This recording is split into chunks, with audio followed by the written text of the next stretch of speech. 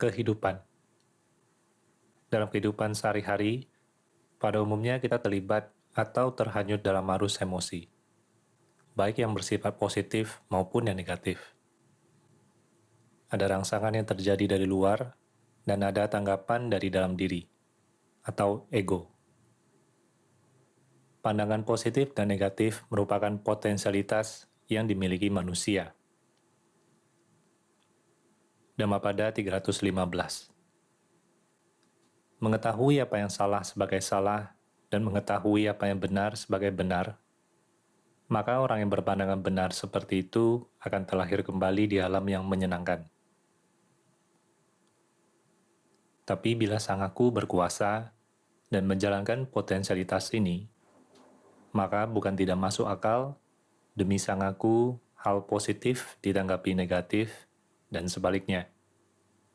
Dan semua manusia tahu bahwa pemutarbalikan ini merupakan sumber kekacauan, tapi dianggap menguntungkan sang aku pribadi. Maka penggunaan pemutarbalikan potensialitas ini telah menjadi tradisi, godaan rutin yang telah mendarah daging. Maka timbullah istilah siasat, bohong, tipu daya, dan seterusnya. Terasa bukan? Tindakan sang aku yang memutarbalikan kenyataan ini merupakan pengingkaran terhadap asas apa adanya sewajarnya. Tapi yang terlihat seolah yang ada hanyalah positif dan negatif juga. Berkenaan dengan hal ini, marilah kita berjumpai Dhammapada 318. Menganggap salah apa yang sebenarnya tidak salah, dan menganggap tidak salah apa yang sebenarnya salah, maka orang yang berpandangan keliru seperti itu akan terlahir kembali di alam yang menyedihkan. Kita pada umumnya terombang-ambing dalam dua kenyataan ini, antara yang sewajarnya dan yang semu. Pemutarbalikan kenyataan di masyarakat tidaklah sederhana, karena setiap orang mempunyai potensi untuk memutarbalik serta mengkombinasikan, sehingga persoalan menjadi sedemikian kompleksnya, sehingga manusia menjadi was-was, seolah-olah tidak ada jaminan kepastian. Bisa saja kita mengingat cerita burung. Tidakkah itu berasal dari permainan pokrol-pokrolan pemutarbalikan kenyataan? Filsafat kuno Yunani mengalami keruntuhan dan menjadi bahan olok-olok masyarakat sebagai obrolan pinggir jalan. Tetapi filsafat murni terus berkembang. Sedemikian kompleksnya arus kehidupan ini, apalagi bila kita dihadapkan langsung pada persoalan. Seringkali terasa bingung. Semakin berpikir, semakin rumit.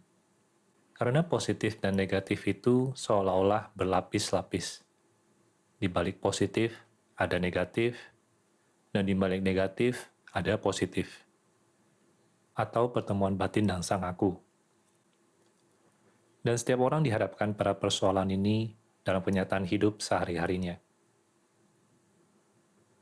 Pemutarbalikan potensialitas positif dan negatif oleh sang aku berarti pengingkaran akan kebenaran dan keharmonisan, serta pemutarbalikan hakikat dirinya sendiri sebagai konsekuensinya.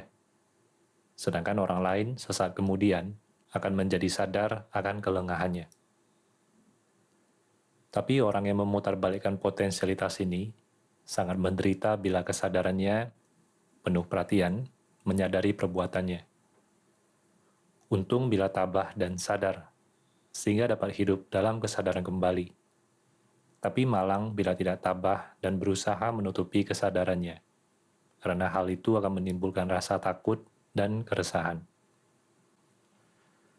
Apabila seseorang menggunakan inteleknya untuk memutarbalik potensialitas positif dan negatif, serta menutupi bangkitnya kesadaran akan hal yang salah ini, maka walaupun orang tersebut pintar, ia disebut dungu, awija, karena ia telah menipu diri sendiri. Dan tanpa kesadaran yang penuh, apalagi menutupi kesadaran yang ada, maka kemungkinan untuk menyadari atau mengembangkan pandangan terang menjadi lenyap.